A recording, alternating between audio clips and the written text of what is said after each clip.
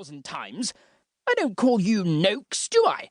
I call you Mr. Noakes, because that's what he named you, so—" "Quiet, both of you."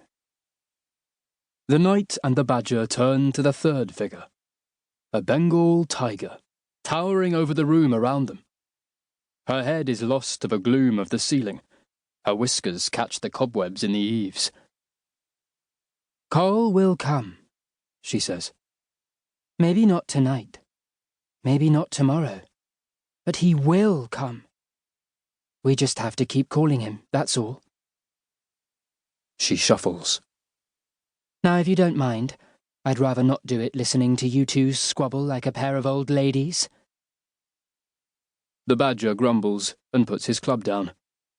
The knight sighs. "Oh, Pendlebury, how can you be so sure that Cole's coming?" The tiger gives him a look that seems at first like anger. But it's not anger. It's fear.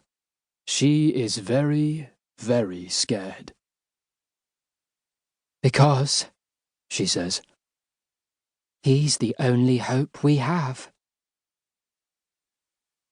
22nd of December, 1940. London crowds back for Christmas.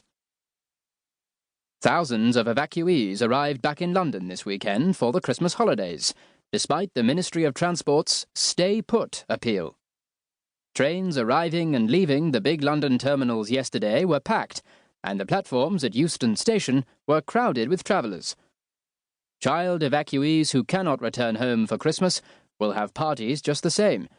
In Bedford, there will be a free pantomime. Soldiers in Devizes will give an entertainment, and Macclesfield has promised a really good party for everyone evacuated there. Since the war began, 2,100 children have been left orphaned and homeless.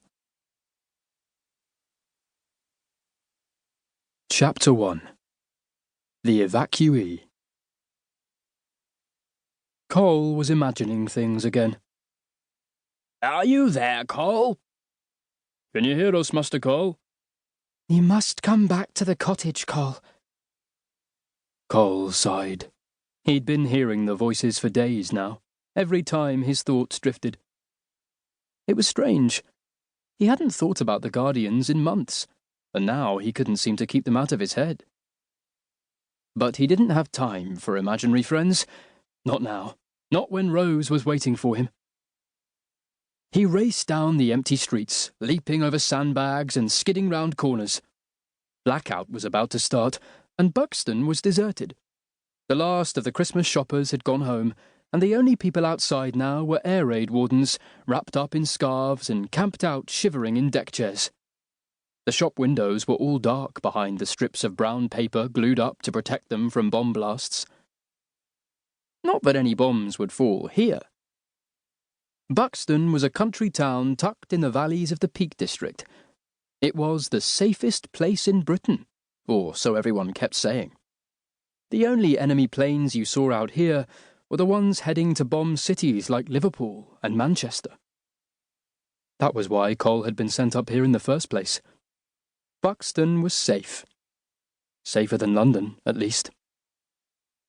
Cole glowered. He was safe, all right. Safe and miserable. He'd hated every minute of the 6 months he had spent here, over 150 miles away from his home and everything he had ever known. Living with his Aunt Claire had been the darkest, loneliest, and saddest time of his entire life. But finally, all that was going to change. His sister was here. She had finally come. When he got back to Aunt Claire's, Rose would already be waiting for him. Cole turned the final corner and saw the tiny crack of light beneath Aunt Claire's front door, where the blackout curtains didn't quite reach. His heart leaped. After months of being separated, he was finally back with his family, his true family. He threw open the gate and stopped. There was something waiting for him in the darkness of the garden. A crouched figure, its breath seething in silent clouds. Cole shook his head. He was just scaring himself, as usual.